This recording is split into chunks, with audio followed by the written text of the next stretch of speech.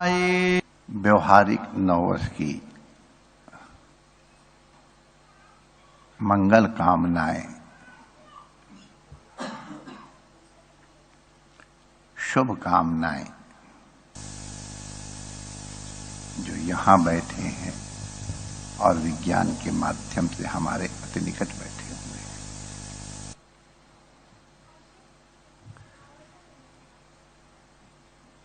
जब 9 वर्ष में हम प्रवेश कर चुके हैं तो कुछ सिंहावलोकन करें।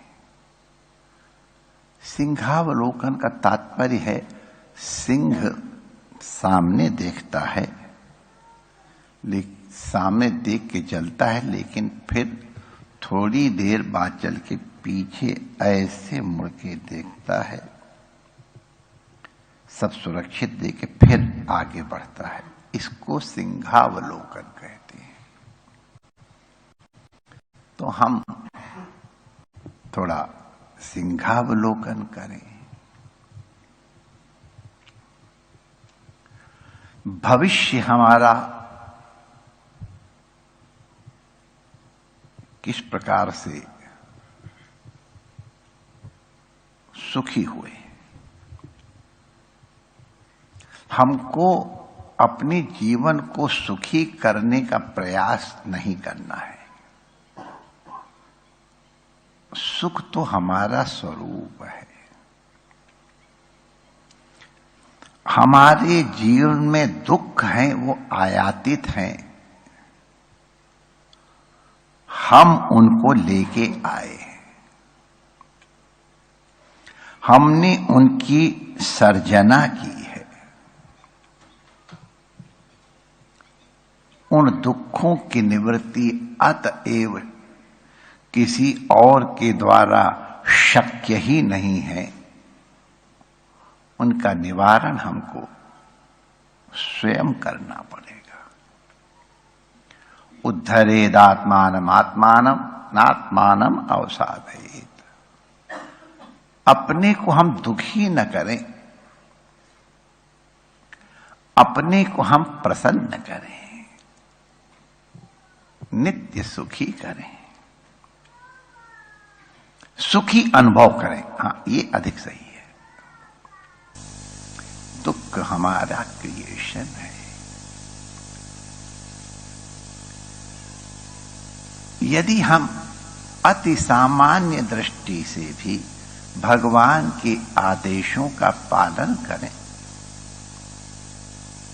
और उनके आदेशों का पालन हम तभी करेंगे जब हम उनको अपना हितैषी, अपना प्रियतम मानेंगे।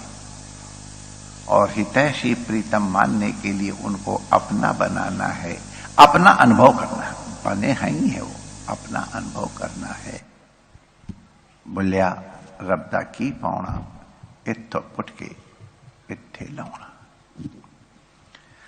भगवान के साथ प्रेम हो जाए, अनुभूति में आने लग जाए, तो उनकी प्रत्येक क्रिया मंगलमयी दिखाई पड़ती है। पिस्तौल किसके हाथ में है, ये इंपॉर्टेंट है। पिस्तौल का भय नहीं है, पिस्तौल किसके हाथ में है। यदि अपने प्रियतम के हाथ में है तो पिस्तौल से क्या डर। और यदि अन्य के हाथ में है तो सावधान होने की आवश्यकता है। भगवान की प्रत्येक क्रिया मंगलमयी है, क्योंकि भगवान स्वयं मंगलमय है। भगवान भक्त वत्सल हैं, हमारे अत्यंत सुहृद हैं, हमसे प्रेम करने वाले हैं। वो हमको कभी दुखी नहीं देखना चाहते हैं। हम जब दुखी होते हैं तो वो हमसे अधिक दुखी होते हैं, मां के समान। अगर ये विश्वास हो जाए कि हमारा दुख भगवान को दुखी करता है तो हम थोड़े सावधान हो जाएंगे। हम जो सोचते हैं कि ये हो जाए तो आनंद है, हमारे जीवन सब अनुकूलता ही आए, प्रतिकूलता न आवे, ये अनुकूलता और प्रतिकूलता ये हमारी बुद्धि की उपज है, हमारा क्रिएशन है। भगवान जो भी करते हैं वो हमारे कल्याण के लिए ही करते हैं। अगर हमको कभी प्रिय नहीं भी है तो भी उसमें हमारा कल्याण निहित है। अपना अत्यंत प्रेमी ही यदि हमारे शरीर में कोई रोग है तो हमको रेडिएशन के लिए स्वयं ले जाता है, कीमो के लिए स्वयं ले जाता है। कीमो और रेडिएशन कितने पीड़ादायक हैं ये तो भगवान न करे किसी को अनुभव करने को मिले। अपने कर्मों के कारण ही हमको अपने सुधार के लिए ही हमारी कीमो थेरेपी या रेडिएशन थेरेपी की जाती है, सर्जरी की जाती है। जो अपना प्रेमी है वो हमको ले जाता है, उसका अत्यंत प्रेम है इसलिए, और हम भी उसके साथ इसलिए चले जाते हैं कि ये हमारे प्यार से ही पले जा रहा है। पीड़ा होती है, अवश्य होती, बड़ी पीड़ा होती है, जिंदा जलाया जाता है, लेकिन जब जलन से व्याकुलता होती तो सांत्वना देता है। बस 11 कीमो तो हो गई, अब 4 और रह गई है। अरे मुंह में छाल, क्या हुआ, आप थोड़ा लिक्विड ले लो, ठीक हो जाए। फिर इसके बाद बाल उड़ गए, क्या चिंता, बड़े बढ़िया बाल उगेंगे उसके बाद। इस तरह से ढाढ़स दिया जाता है। तो कीमो यद्यपि बहुत प्रतिकूल है, लेकिन हमको मालूम हो जाता है कि हमारे अनुकूल है तो हम उसको प्रसन्नता से स्वीकार करते हैं। हमारे अत्यंत प्रेम करने वाले ही हमारे सीधे सीधे सुई भोंक देते हैं। बचपन में तो बड़े खराब लगते थे, अब पीड़ा नहीं होती, ये बात नहीं है, लेकिन दुख नहीं होता है। पीड़ा अलग वस्तु है, दुख अलग वस्तु है। दुख हमारे अज्ञान के कारण, पीड़ा तो भाई शरीर के धर्म है, शरीर की सुरक्षा के लिए आवश्यक है। पीड़ा हमारे शरीर की रक्षा के लिए एक आवश्यक माध्यम है। तो हम भगवान ने क्या किया है उसमें अपनी बुद्धि न लगाएं। हम लोग भगवान की अकल से अधिक अपनी अकल बताने लग जाते हैं, समझने लगते हैं, तो भगवान की क्रिया में वैपरीत्य के दर्शन होते हैं। हम लोग ये बात कई बार सुन चुके हैं। भगवान जो कर रहे हैं बहुत दूर तक देख के कर रहे हैं। हम उनके लिए भगवान के ऊपर अगर विश्वास रखते हैं तो हमारे दुख नहीं होंगे। हम किसी को माध्यम, इसने मेरे संग ये किया, इसने हमारे संग ये किया, ये हमारे संग ये कर रहा है, हम दूसरों को हेतु बना लेते हैं। ये हमारा अज्ञान है। भगवान की इच्छा के बिना पत्ता नहीं हिलता है। जो भी जहां भी हो रहा है, महाभारत की प्रसिद्ध कथा है, जब विधवा मां के पुत्र को सांप ने काट खाया तो उस प्रसंग में आया है कि वो अपने सांप काटने का स्वयं ही उत्तरदायी है। कथा लंबी है। तो हर व्यक्ति अपने सुख दुख का उत्तरदायी स्वयं है। He is the only reason अपने सुख दुख का। तो हम जिसने हमको सुख दिया है उसको थैंक यू जरूर करें, लेकिन जिसने हमको दुख दिया है उसको भी धन्यवाद दें कि उसके माध्यम से हमारे कष्ट का निवारण हो रहा है। आजकल हम लोग कई बार बहुत कुछ हमको जिनसे मिला है उनको थैंक यू ही नहीं कहते हैं। एक एयर कमोडोर विशाल आहूजा, जिस समय वो फाइटर पायलट थे, तो एक बार उनके किसी कम्बैट माने वैमानिक युद्ध में थे और बड़ी सकता हूं, लेकिन अंत में वो एक मिसाइल से आघातित हो गए और गिर पड़े। उन्होंने गिरते समय विमान नष्ट हो गया तो अपने को इजेक्ट कर लिया। इजेक्ट वाली एक मशीन होती है जो उनकी पूरी की पूरी कुर्सी ही उछल जाती है, बाहर आ जाती है, और फिर पैराशूट से धीरे धीरे उतर के आ जाते हैं। पैराशूट बांधना बहुत जटिल प्रक्रिया है।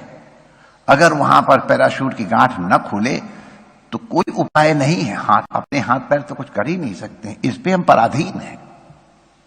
पैराशूट बांधने वाले बड़े चतुर होते हैं, बड़े समर्पित होते हैं। तो पैराशूट से नीचे उतर आया और ही वॉज अक्लेम्ड, मुझको बड़ी प्रशंसा हुई उनके युद्ध की, उनको बड़े सम्मान मिले।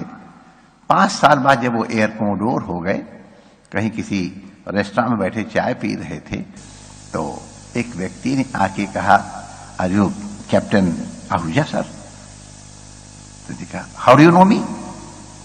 Sir, you gained so many acclaims. आप इतनी प्रतिष्ठा मिली जब आप हुआ था। हाँ, आप जब बचे थे ना, वो पैराशूट मैंने आपके लिए बांधा था।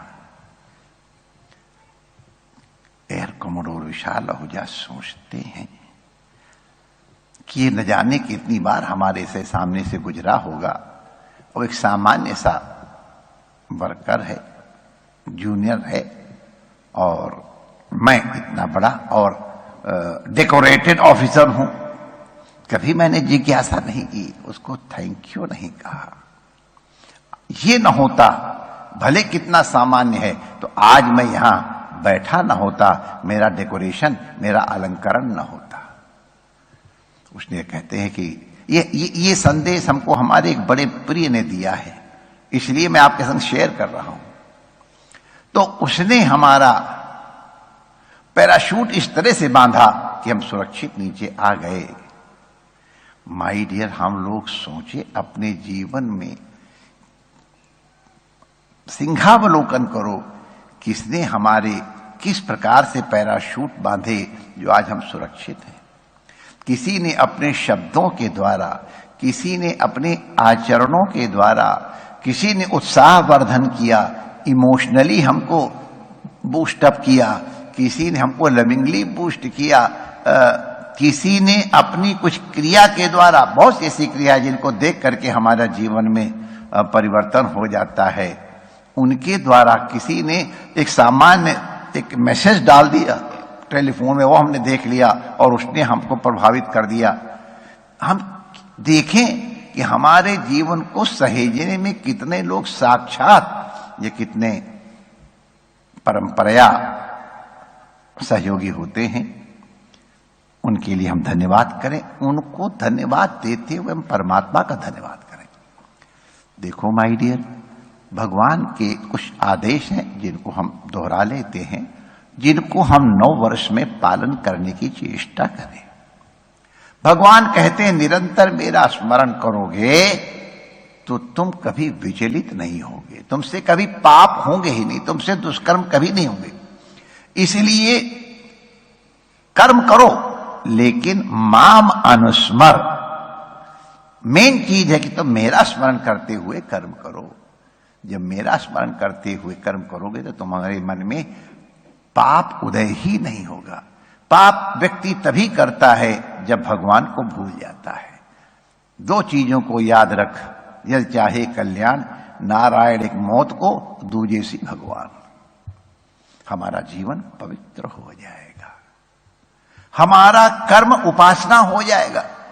चाहे वो कसाई का कर्म है, चाहे वेश्या का कर्म है, चाहे अध्यापक का कर्म है, चाहे वेद पाठी का कर्म है, चाहे भिक्षुक का है कि गृहस्थ का है, व्यापारी का है, ब्रह्मचारी का है, जो भी कर्म है अपने कर्म के संपादन के द्वारा स्वकर्मणा तमभ्यर्च्या सिद्धि विन्दति मानवा।